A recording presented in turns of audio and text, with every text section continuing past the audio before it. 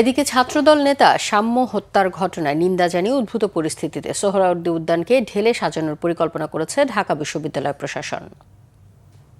বিশ্ববিদ্যালয়ের সংলগ্ন সোহরাওয়ার্দী উদ্যান এলাকায় পর্যাপ্ত সিসিটিভি এবং লাইটের ব্যবস্থা করা অতি দ্রুততার ভিত্তিতে এবং এই উচ্ছেদ কার্যক্রম এবং ঢাকা বিশ্ববিদ্যালয়ের সোহরাওয়ার্দী উদ্যানের এলাকায় বিভিন্ন ধরনের অবৈধ কার্যকলাপ বন্ধ করবার জন্য একটি পরিবীক্ষণ কমিটি গঠন করবার ব্যাপারে একটি নীতিগত সিদ্ধান্ত নেওয়া হয়েছে।